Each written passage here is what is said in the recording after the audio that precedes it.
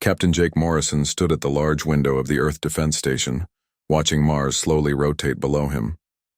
The red planet looked peaceful from this distance, but Jake knew that peace was becoming rare in the galaxy. His coffee had grown cold while he read the morning reports, and none of them brought good news. The door to his office slid open with a soft hiss. Commander Lisa Brooks walked in, carrying a datapad and wearing the worried expression she had been showing for weeks. Lisa was one of the best diplomats Earth had ever produced, but even her skills were being tested by the current crisis. "Another message from the Galactic Council," Lisa said, setting the datapad on Jake's desk. "This one is marked urgent priority." Jake picked up the device and activated the holographic display. The blue image of Ambassador Zixthala appeared, floating above the desk. The Centaurian's normally calm features showed signs of stress. Her usually perfect diplomatic composure was cracking under the weight of her people's desperate situation. "Captain Morrison, Commander Brooks," the hologram began, "I am sending this message on behalf of the Centaurian Alliance and 17 other member species of the Galactic Council. The situation has become critical. The Vorthan Empire has conquered 3 more worlds in the past month. They show no mercy to civilian populations and treat conquered peoples as slaves." Jake leaned back in his chair. He had heard these pleas many times before. The Vorthans had been expanding their empire for 2 years now, and each victory made them bolder. They used advanced weapons and showed no respect for the rules of war that most civilized species followed. The hologram continued. "We know that Earth has maintained a policy of neutrality, but we desperately need your military assistance. Human technology and fighting ability are legendary among the stars. Your ships could turn the tide of this war." Lisa shook her head. "Same request, different day," she said quietly. "The Council becomes more desperate with each message." Jake studied the star map that appeared in the hologram. Red markers showed Vorthan-controlled systems, while blue ones represented the Allied forces. The red was spreading like a disease across the galaxy. The Vorthans had started as a small empire on the edge of known space, but their ruthless tactics and superior firepower had allowed them to grow rapidly. "The Vorthans have a new supreme commander," the hologram explained. "His name is Krathavar, and he is even more brutal than his predecessor. Intelligence reports suggest he plans to attack the core worlds next. If he succeeds, billions of innocent beings will suffer." The message ended with another plea for Earth to abandon its neutrality and join the war effort. Jake turned off the display and looked at Lisa. They had received similar messages from dozens of species over the past year. Each one painted the same picture of Vorthan brutality and Alliance desperation. "What do you think?" Jake asked. Lisa walked to the window and gazed out at the stars. "I think they are telling the truth about Vorthan brutality. Our intelligence confirms most of their reports.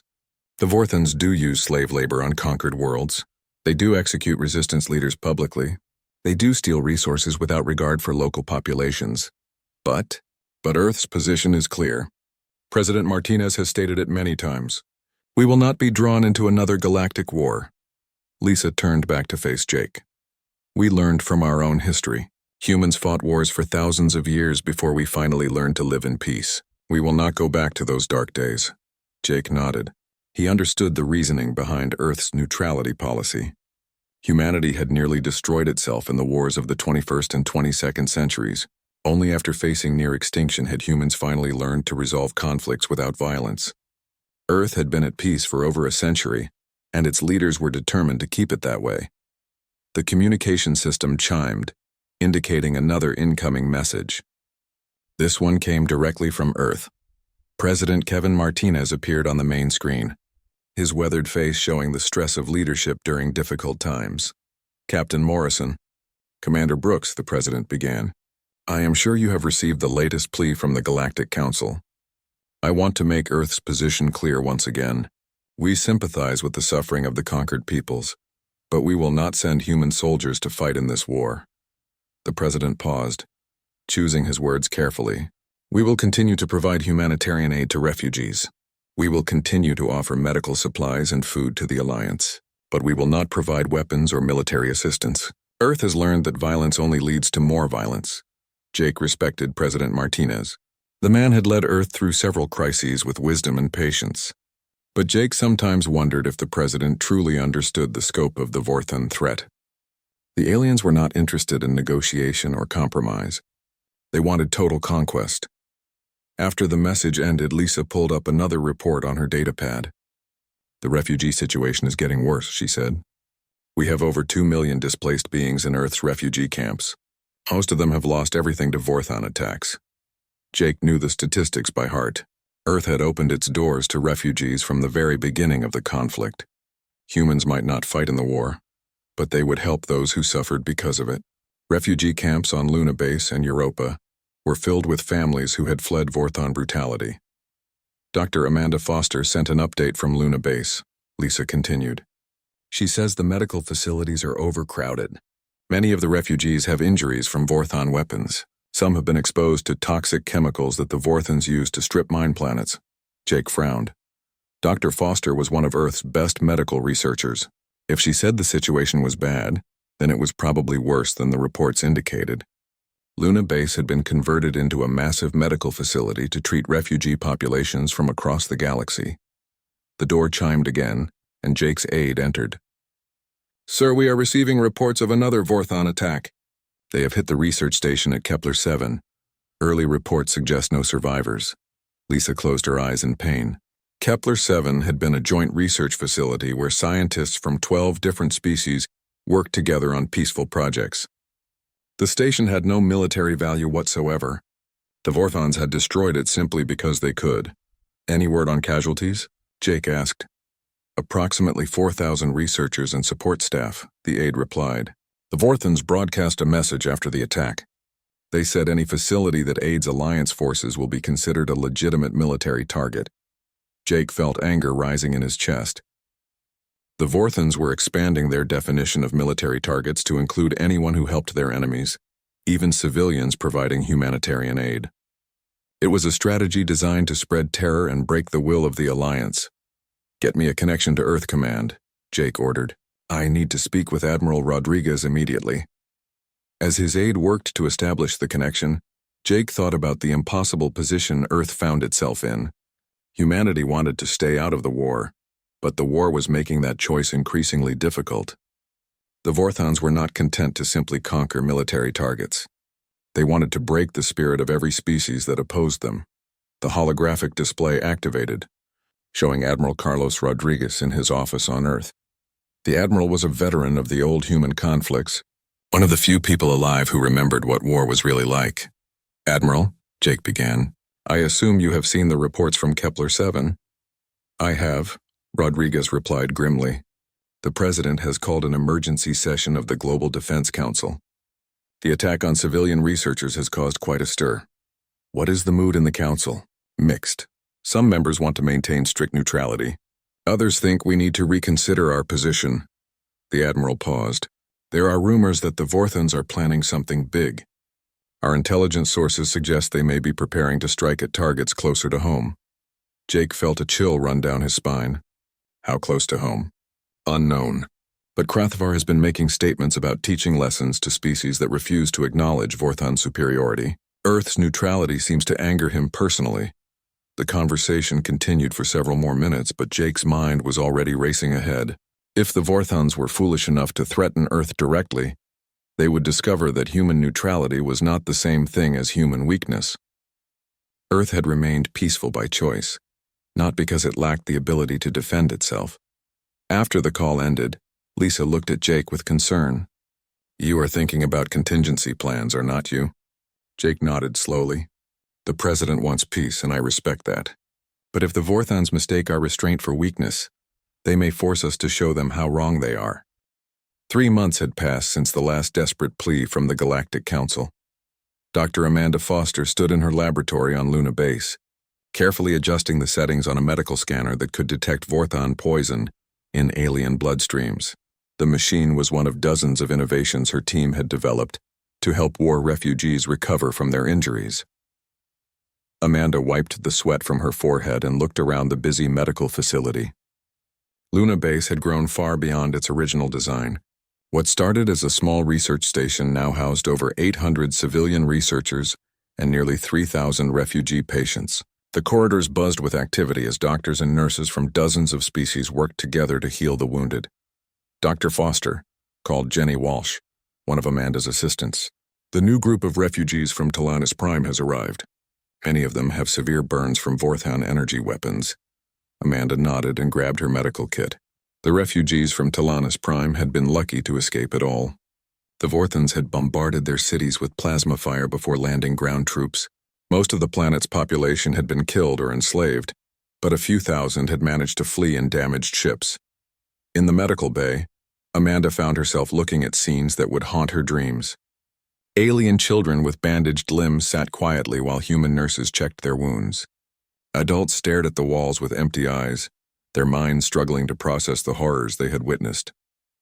These were the lucky ones who had escaped Vorthan brutality. "Doctor," whispered a young Centaurian girl through her translator device. "Will the bad aliens come here too?" Amanda knelt down beside the child's bed and took her small hand. "No, sweetie. You are safe here. Earth protects this place." The girl smiled for the first time since arriving at Luna Base. Amanda wished she felt as confident as she sounded. Earth's neutrality policy protected Luna Base in theory, but the Vorthons had been pushing boundaries for months. They seemed to enjoy testing how far they could go before Earth would respond. Captain Danny Wright commanded the small defense platform that orbited Luna Base. His force consisted of only 12 ships, barely enough to handle pirates or smugglers. The platform was never designed to face a real military threat. Wright had requested additional defenses several times, but Earth Command maintained that Luna Base's protected status made heavy weapons unnecessary. Wright stood on his command deck, reviewing the daily patrol reports. His ships had detected several unidentified contacts at the edge of the solar system over the past week. The contacts appeared briefly on sensors before disappearing again. Wright's gut told him something was wrong, but his instruments could not prove it. "Sir," called Lieutenant Gary Stone from the communication station, "we are receiving a transmission from Admiral Rodriguez on Earth. Priority Alpha." Wright activated the secure channel and saw the Admiral's worried face appear on his screen. Rodriguez looked like he had not slept in days. Dark circles under his eyes told a story of constant stress and difficult decisions. "Captain Wright," Rodriguez began without pleasantries, "we have intelligence suggesting possible Vorthon activity near the solar system. I want you to increase patrols around Luna Base immediately."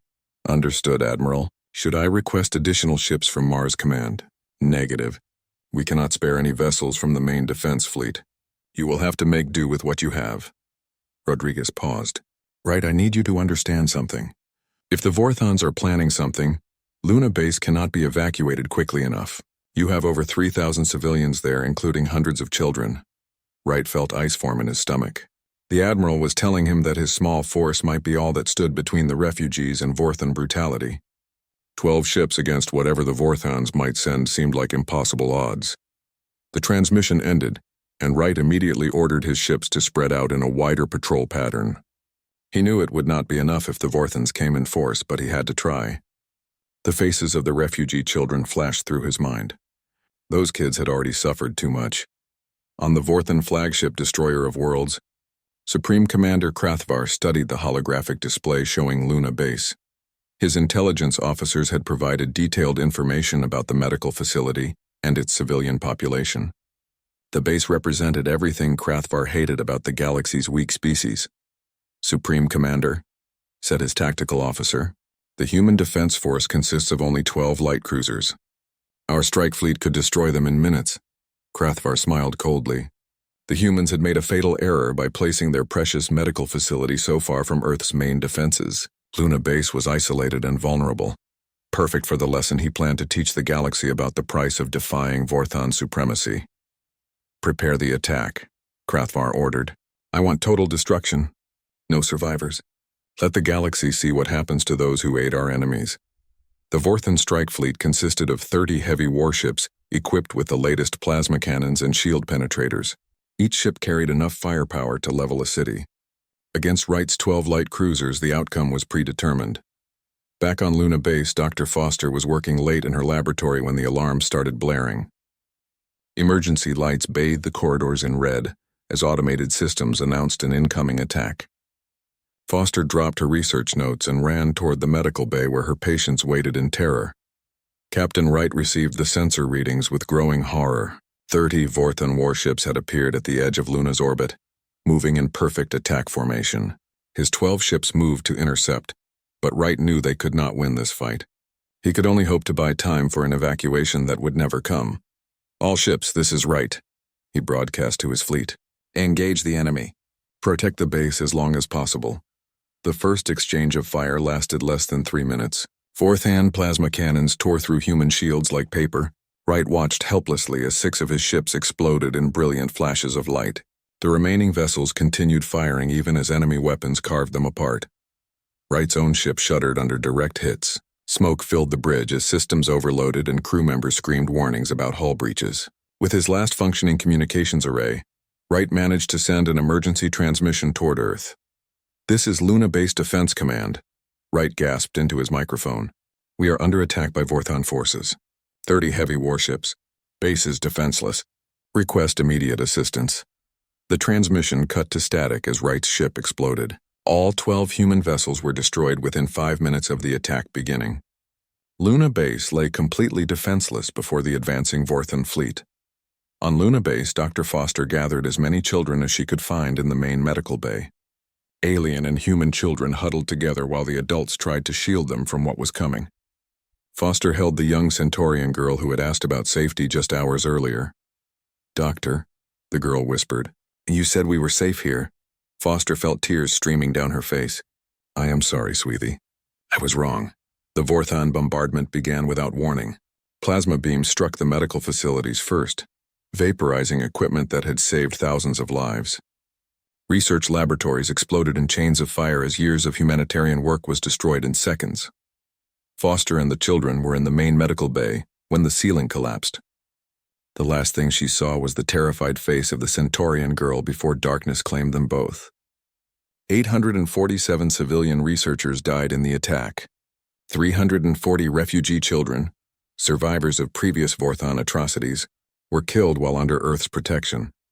Supreme Commander Krathavar watched the destruction from his flagship with satisfaction. The medical facility burned like a funeral pyre against the black space around Luna. No escape pods had been launched. No survivors would carry tales of Vorthon mercy. "Broadcast the message," Krathavar ordered his communications officer. The transmission went out on all frequencies, reaching every corner of the galaxy. Krathavar's face appeared on screens throughout human space, his expression cold and merciless. "People of Earth," he began, "this is the fate of those who refuse to acknowledge Vorthon superiority. Your neutrality is an insult to our empire. You harbor our enemies and heal their wounds so they can fight us again. This ends now." The camera panned to show the burning wreckage of Luna Base floating in space. Bodies drifted among the debris, including small forms that could only be children. "Submit to Vorthon rule or share the fate of your moon colony," Krathavar continued. "You have 72 hours to surrender your government and military forces. After that, we will treat Earth as a hostile enemy and act accordingly." On Earth, President Martinez watched the broadcast in his emergency command center. Tears streamed down his face as he saw the bodies of children floating in space. Admiral Rodriguez stood beside him, both men struggling to process the magnitude of the atrocity. "Mr. President," Rodriguez said quietly, "what are your orders?" Martinez was silent for a long moment, staring at the images of destruction. When he finally spoke, his voice was filled with a fury that surprised everyone in the room. "They killed children," he whispered. "They murdered civilians under our protection. They attacked a medical facility. The president." 48 hours after the Luna Base massacre, Admiral Carlos Rodriguez stood in the hidden command center buried deep beneath the Colorado mountains. The facility had been built in secret over the past 50 years, disguised as a geological research station. Only a handful of people knew that Earth's real military headquarters lay 3 miles underground. Protected by layers of armor and defensive systems, Rodriguez looked at the massive holographic display that showed the true extent of Earth's military forces. What the galaxy saw as a peaceful planet with minimal defenses was actually the most heavily armed world in known space. Humanity had learned from its violent past, but it had not forgotten the lessons of war. "General Hayes," Rodriguez called to the woman standing beside him. "Status report on Operation Righteous Fury." General Patricia Hayes had been planning for this day since she joined Earth's secret defense program 20 years ago. She was one of the few humans who remembered the old wars, and she understood that sometimes peace could only be preserved through strength. All hidden fleets are responding to activation codes, Hayes reported. The asteroid belt installations have powered up their defensive grids. Outer rim bases are coming online. We will have full operational capacity within 6 hours. Rodriguez nodded grimly. For decades, Earth had maintained the illusion of having only a small defense force centered around Mars. The reality was far different. Hidden throughout the solar system were military installations that could rival any galactic power. Humanity had spent a century preparing for the day when their peaceful nature would be mistaken for weakness. In the asteroid belt between Mars and Jupiter, Captain Ryan Chen received the activation order on his personal communicator. The device had been silent for 3 years, but the moment it buzzed with the special code, Chen knew that Earth's long peace was over. He ran through the corridors of Mining Station Alpha 7, which had served as his cover identity for the past assignment. Mining Station Alpha 7 was not really a mining facility. Hidden beneath its industrial exterior was the flagship of Earth's secret fleet. The UES Vengeance was a massive dreadnought that incorporated the best technology from dozens of alien species, combined with uniquely human innovations in warfare. Chen reached the hidden command deck and placed his hand on the biometric scanner. The walls around him shifted and moved, revealing the true bridge of a warship designed for one purpose: to protect humanity from those who would do it harm. All crew to battle stations, Chen announced over the ship's communication system. This is not a drill. We are going to war. Throughout the asteroid belt, similar scenes played out on dozens of ships. Miners and researchers revealed themselves to be highly trained military personnel. Cargo vessels shed their civilian disguises and activated weapon systems that had been hidden for years. The secret human defense fleet emerged from the shadows like a sleeping giant awakening from a long dream. On Europa, Dr. Peter Yang received an encrypted message that made his hands shake with excitement and fear. Yang had spent the last 5 years working on theoretical weapons research, while maintaining his cover as a planetary scientist. The message contained a single word: deploy. Yang's laboratory contained technology that violated several interstellar treaties on weapons of mass destruction. His quantum-guided missile systems could adapt and learn from enemy defensive patterns in real time. Each missile contained an artificial intelligence that could make tactical decisions faster than any biological mind. Yang activated the production systems and watched as automated factories began assembling the weapons that would soon turn the tide of the Galactic War. The missiles were small but incredibly sophisticated, designed to overwhelm enemy defenses through pure intelligence rather than brute force. Supreme Commander Krathvar stood on the bridge of his flagship, reviewing reports from his intelligence officers. The humans had not responded to his ultimatum in the expected way. Instead of surrendering or pleading for mercy, Earth had gone completely silent. No diplomatic messages, no counter-threats, nothing at all. Supreme Commander, reported his intelligence chief.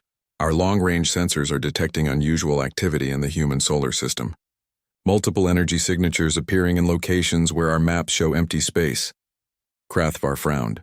His intelligence on human capabilities was based on decades of observation, but the data had always shown a minimal military presence.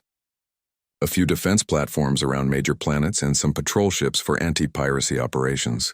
Nothing that could threaten a real military force. Send a reconnaissance squadron to investigate, Krathvar ordered. I want to know what the humans are hiding. The reconnaissance squadron consisted of 6 fast cruisers equipped with the latest Vorthon sensors. They approached the edge of the human solar system with confidence, expecting to find the same weak defenses they had easily crushed at Luna Base. Commander Betty Stone watched the approaching Vorthon ships from her position aboard the stealth fighter squadron, hidden near Neptune. Stone's ships used technology that bent light around their hulls, making them invisible to most sensors. The Vorthons would not see the attack coming until it was too late. All fighters, this is Stone, she whispered into her communicator. Weapons free. Show them what happens when you attack human civilians. The stealth fighters emerged from their hiding places like ghosts materializing from the void. Their weapons fired in perfect coordination, striking the Vorthon ships before the enemy even knew they were under attack. Quantum torpedoes tore through Vorthon shields and armor as if they were made of paper. The entire engagement lasted less than 2 minutes. All 6 Vorthon ships were destroyed without managing to fire a single shot in return. The human fighters vanished back into stealth mode, leaving no trace of their presence except for the expanding clouds of debris that had once been enemy warships. Supreme Commander Krathvar received the news of his squadron's destruction with disbelief. 6 modern warships had simply vanished from his sensors. No distress calls, no final messages, nothing to indicate what had happened to them. "This is impossible," Krathvar growled. "The humans do not have this kind of technology. Our intelligence reports show they are decades behind us in military capability." His tactical officer pulled up the sensor recordings from the lost squadron. The data showed the ships approaching the human system normally, then suddenly exploding without any visible cause. Whatever had destroyed them was completely invisible to Vorthon sensors. "Sir," the tactical officer said nervously, "I recommend we reconsider our assessment of human military strength. This attack suggests capabilities far beyond what we expected." Krathvar backhanded the officer across the face. "The humans are weak pacifists who got lucky. Prepare the main fleet for immediate assault on Earth. We will crush their pathetic defenses and make an example of their species." Back on Earth, President Martinez addressed the Global Defense Council in a secure bunker beneath the Capitol. The men and women in the room represented every major government on the planet. For the first time in over a century, humanity was united in common cause. "Fellow leaders," Martinez began, "the Vorthons have made a grave error. They believe that our commitment to peace makes us weak. They murdered hundreds of civilians, including children who sought our protection. This aggression cannot stand." The president activated a holographic display showing the true extent of Earth's military forces.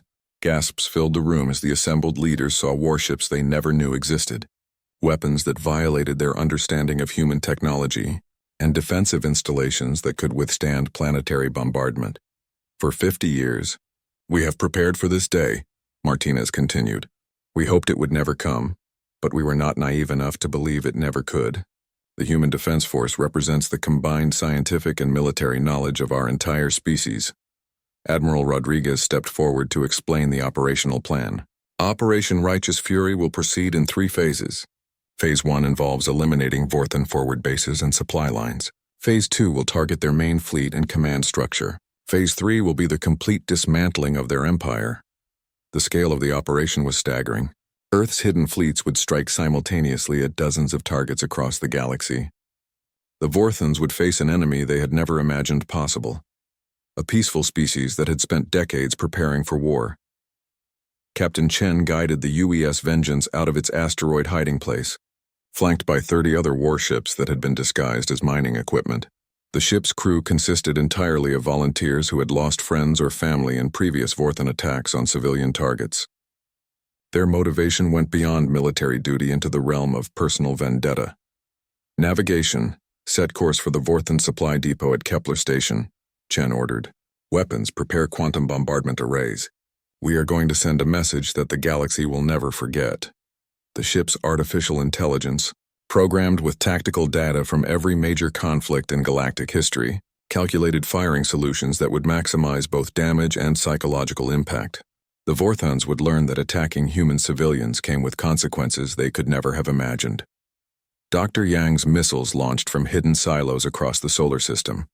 Their quantum guidance systems are. 3 weeks after Operation Righteous Fury began, the galaxy watched in shock as human forces swept across Vorthon-controlled space like an unstoppable tide. What made humanity different from other species was not just their advanced technology, but their complete commitment to victory once they decided to fight. Colonel Nathan Ford led the ground assault on Tilanus Prime, where Vorthon forces had been using the local population as slave labor for mining operations. Ford's Marines moved through the industrial complexes with precision that terrified even their alien allies. These humans fought with a cold efficiency that mixed tactical brilliance with burning emotional drive. Ford crouched behind a destroyed vehicle as his squad prepared to assault the main Vorthon command bunker. The aliens had fortified their position with energy shields and automated turrets, but human military doctrine had solutions for every defensive strategy the enemy might employ. "Johnson, deploy the phase disruptors," Ford ordered his demolitions expert. "Wilson, take your team around the east side. Martinez, I want covering fire on my signal." The attack began with surgical precision. Human weapons designed specifically to counter Vorthon technology tore through their defenses like they were made of cardboard. Phase disruptors collapsed energy shields by disrupting their quantum foundations. Plasma rifles fired rounds that adapted to enemy armor in real time. What shocked the Vorthon defenders most was not the advanced weapons, but the way humans used them. These soldiers calculated acceptable losses with mathematical precision, but they also fought harder when their comrades fell. It was a combination that no other species had ever displayed. Ford's Marines reached the command bunker within minutes. Inside, they found Vorthon officers torturing captured civilians for information about resistance movements. The sight of injured alien children triggered something primal in the human soldiers. "No prisoners from this bunker," Ford announced quietly. His voice carried no emotion, but his eyes burned with controlled fury. The Vorthon officers who had been torturing children would not live to see another day, Admiral. Rodriguez coordinated the largest space battle in galactic history from his command ship, positioned near the Vorthon stronghold at Nexus Point. The human fleet had grown to over 300 warships as hidden reserves continued to emerge from their secret bases throughout the galaxy. The Vorthon defense fleet at Nexus Point consisted of nearly 500 ships, including their newest dreadnoughts equipped with planet-killer weapons. On paper, the aliens held a significant advantage in both numbers and firepower. In reality, they were about to face tactics that would become legendary throughout the galaxy. "All ships, this is Rodriguez," the Admiral broadcast to his fleet. "The enemy believes they have us outnumbered. They are about to learn that humans do not measure victory by the size of our fleet. We measure it by our willingness to sacrifice everything for those we protect." The human fleet employed tactics that had never been seen in galactic warfare. Ships deliberately sacrificed themselves in kamikaze attacks that destroyed multiple enemy vessels. Commanders calculated loss ratios with the cold precision of computers while their crews fought with the passion of avenging angels. Captain Sophie Miller commanded the UES Retribution in the center of the battle formation. Her ship had been constructed from salvaged materials found in the wreckage of Luna Base. Every piece of metal carried the memory of murdered civilians, and Miller's crew fought with the fury of personal vendetta. "Target their command ship," Miller ordered her weapons officer. "I want every quantum torpedo we have fired at that flagship." The Retribution charged directly into the enemy formation, absorbing massive damage while returning fire that crippled 2 Vorthon cruisers. Miller's ship was heavily outnumbered, but her crew fought with desperate determination that unnerved even veteran Vorthon warriors. When the Retribution's shields finally collapsed, Miller ordered her remaining crew to abandon ship. Then she guided her dying vessel directly into the Vorthon flagship, in a final act of defiance that destroyed both ships. In a massive explosion, the sight of a human commander sacrificing her own life to eliminate enemy leadership sent shockwaves through the Vorthon fleet. These humans fought in ways that violated every assumption about rational military behavior. They combined cold tactical thinking with emotional drives that made them incredibly dangerous. Opponents. Supreme Commander Krathvar watched the battle from his temporary command post on a moon near Nexus Point. His intelligence officers provided constant updates that painted an increasingly grim picture of Vorthon military performance against human forces. "Sir," reported his chief tactical analyst, "we have lost 37 ships in the past hour. Human losses are significantly lower despite being outnumbered. Their tactics are unlike anything in our military databases." Krathvar studied the tactical displays with growing concern. Human ships moved in coordinated formations that adapted to changing battlefield conditions faster than Vorthon commanders could respond. Their weapons seemed specifically designed to counter every defensive system in the Vorthon arsenal. "How is this possible?" Krathvar demanded. "Our intelligence indicated that humans were decades behind us in military technology. Sir, it appears that our intelligence was deliberately deceived. These weapons and tactics suggest that humans have been preparing for war with us specifically. They know our weaknesses better than we do." The truth was beginning to dawn on Krathvar. Humanity had not been neutral because they were weak. They had been neutral because they were preparing. Every year of peace had been used to study Vorthon military capabilities and develop countermeasures.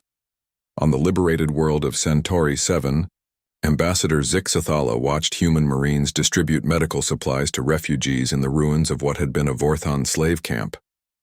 The efficiency and compassion of the human soldiers was unlike anything she had ever witnessed. "Ambassador," said Colonel Ford, who had arrived with the relief supplies. "Your people are safe now. We have established a secure perimeter around the civilian areas." Zixthala observed the human soldiers with mixed emotions. These same warriors who had executed Vorthan war criminals without mercy were now gently treating injured alien children. The combination of ruthless efficiency and genuine compassion was uniquely human. "Colonel Ford," Zixthala said carefully, "your methods of warfare are very different from what the Centaurian Alliance expected. Some of our leaders are concerned about the level of force you employ against enemy combatants." Ford looked at the ambassador with tired eyes. "Ma'am, with respect, your people asked for our help when you were losing this war. These Vorthans were torturing children when we found them. They had turned your colonies into slave camps. We do not apologize for the methods we used to stop that kind of evil." The ambassador had no response to Ford's blunt assessment. The humans were right that Centaurian forces had been unable to stop Vorthan atrocities.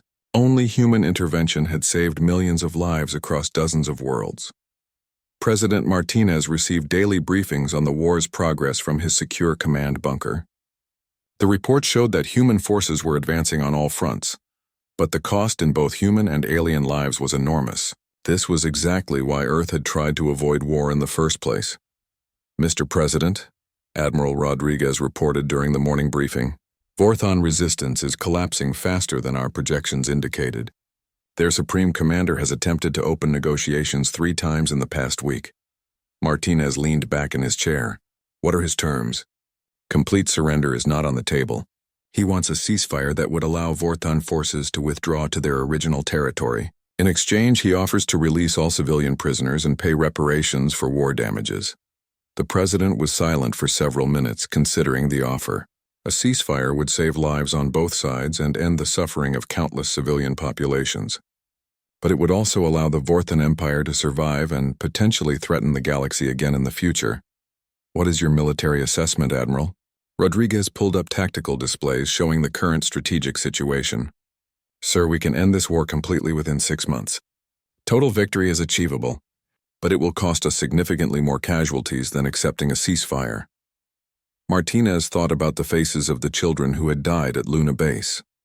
Those refugees had trusted Earth to protect them, and humanity had failed that trust. The Vorthans could not be allowed to threaten innocent lives ever again. "Inform Supreme Commander Krathvar that his offer is rejected," Martinez said firmly.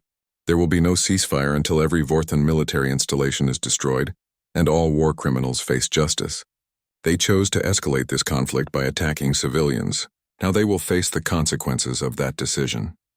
Dr. Yang's quantum missiles continued to strike Vorthan supply lines with devastating effect. Each missile learned from the defensive measures employed against previous attacks, becoming more difficult to stop with every engagement. The artificial intelligence guiding the weapons was evolving faster than Vorthan countermeasures could adapt. The psychological impact of the missile attacks was even more significant than their physical damage. Vorthan commanders never knew when or where the next strike would come. Their ships and bases lived in Nai.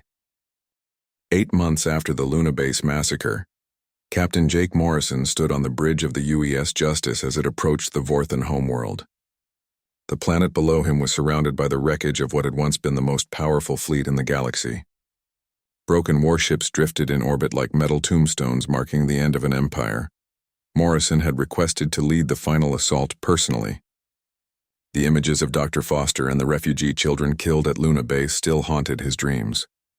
Today would bring justice for those innocent lives, but Morrison knew that justice always came with a price that extended far beyond the battlefield. The Vorthan Imperial Palace sat in the center of their capital city, a massive structure that had stood for over 1,000 years as a symbol of their empire's strength. Human orbital bombardment had carefully avoided civilian areas, but the military installations surrounding the palace had been reduced to smoking craters. Supreme Commander Krathvar waited in his throne room as human marines breached the palace defenses. His elite guard had abandoned their posts hours earlier when it became clear that resistance was hopeless. The being who had ordered the murder of human civilians now faced the consequences of his actions alone. Morrison entered the throne room with a squad of marines, their weapons trained on the alien commander who had started this war. Krathvar looked smaller than Morrison had expected, diminished by defeat and the knowledge that his empire lay in ruins around him. Supreme Commander Krathvar, Morrison said formally.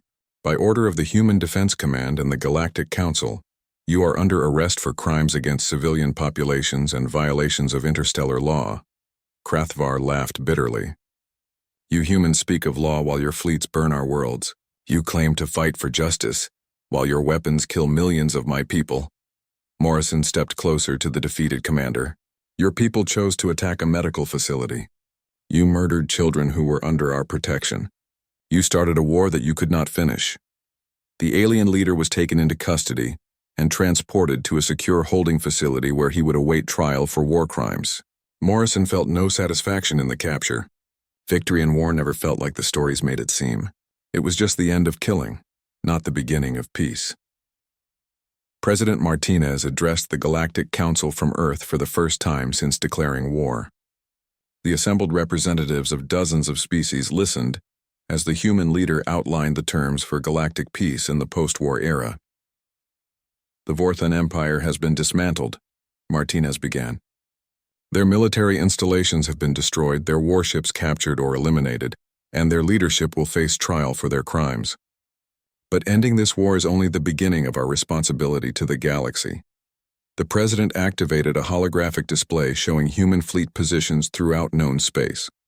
The assembled aliens gasped as they realized the true extent of human military power.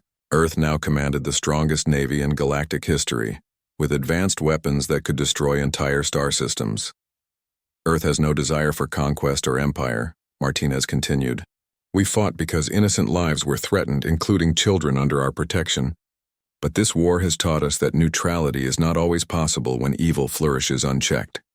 Admiral Rodriguez announced the formation of the Human Peacekeeping Force, a permanent military organization tasked with protecting civilian populations and maintaining galactic stability.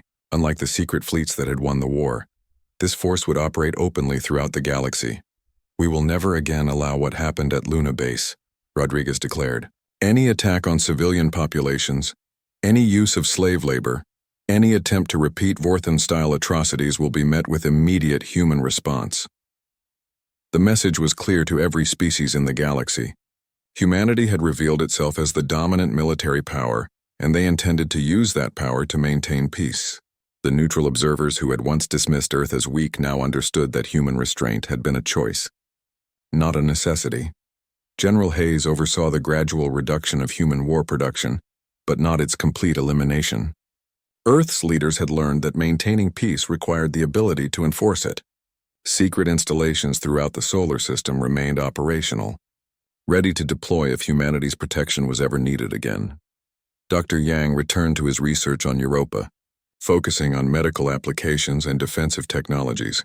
His weapons designs remained archived in secure databases, a reminder that human scientific genius could create tools of both healing and destruction. The choice of which path to follow would always remain with humanity's leaders. Captain Chen, now promoted to admiral, established patrol routes throughout the galaxy for the Human Peacekeeping Force. His ships carried a simple message wherever they traveled. Earth was watching, and Earth would act if civilians were threatened. The sight of human warships became a symbol of protection for the weak and a warning to potential aggressors. On the liberated world of Talanis Prime, Colonel Ford supervised the reconstruction of cities that had been destroyed during Vorthan occupation. Human engineers worked alongside alien civilians to rebuild schools, hospitals, and homes. The same species that had waged war with ruthless efficiency now applied that same dedication to healing the wounds of conflict. Ford watched human soldiers teaching alien children how to play basketball in the courtyard of a newly constructed school. These warriors who had fought with such fury against enemy combatants showed infinite patience with young minds eager to learn and play.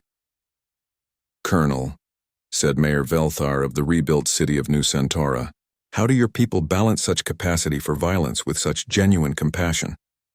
Ford considered the question carefully. Sir, we fight hard because we care deeply. The same love that makes us protect innocent life makes us dangerous to those who threaten it. We learned long ago that sometimes you have to be willing to fight for peace. Ambassador Zixathala established the new Galactic Peace Council with Earth as its primary enforcement authority. The organization would monitor potential conflicts and intervene before they escalated to the level of the Vorthon War. Humanity's role was officially recognized as galactic peacekeepers. The humans have changed everything, Zixthala reported to her government. They possess military power that could conquer half the galaxy, but they use it only to protect others. It is a restraint that no other dominant species has ever shown. The trials of Vorthon war criminals proceeded under human supervision. Supreme Commander Krathvar and his subordinates faced justice for their crimes against civilian populations. The proceedings were broadcast throughout the galaxy as a warning to future aggressors. During his trial, Krathvar attempted to justify his actions by claiming that the strong had a right to rule the weak. The human prosecutor, Attorney General Lisa Brooks, responded with evidence of the atrocities committed against defenseless populations. The defendant speaks of strength, Brooks said to the tribunal, but there is no strength in murdering children. There is no honor in enslaving the helpless. True strength is protecting those who cannot protect themselves. Krathvar was sentenced to life imprisonment on a secure facility monitored by human guards. His empire was divided among the species he had conquered, with Earth overseeing the transition to ensure that former slaves became free citizens of rebuilt societies. President Martinez visited the memorial constructed at the site of Luna Base. The simple monument bore the names of every civilian killed in the Vorthon attack, including Dr. Amanda Foster and the 340 refugee children who had died under Earth's protection. Martinez placed flowers at the base of the memorial and spoke quietly to the names carved in stone. Your deaths were not in vain. The galaxy is safer now because of the price you paid. We will never forget, and we will never again let such evil go unchallenged. A young Vorthon child approached the memorial with her human guardian. Nurse Helen Davis, the girl had been orphaned during the final battles of the war and had been adopted by the human medical worker who had cared for her in a refugee camp. Nurse Davis, the child asked through her translator device, why did the humans fight so hard for people they did not know? Helen knelt down beside the child and took her small hand. Because someone had to, sweetie. Because when bad people hurt innocent children, good people have to stop them. The child nodded solemnly and placed her own small flower at the memorial. Around them, representatives from dozens of species did the same. Honoring the dead while acknowledging the new reality of galactic politics, Earth's transformation from neutral observer to galactic protector was complete. The species that had once refused to join the war now stood as the guarantor of galactic peace. Their fleets patrolled trade routes, their diplomats mediated disputes, and their warriors stood ready to defend any civilian population threatened by aggression. The galaxy had learned a lesson that would echo through the stars for generations to come. There was nothing more dangerous than a peaceful species pushed beyond its limits. Earth had refused to join the war until aliens picked the wrong enemy. Now the universe itself bore witness to the price of that fatal mistake. Human children grew up learning about the Luna Base massacre and the war that followed. They understood that their species possessed the power to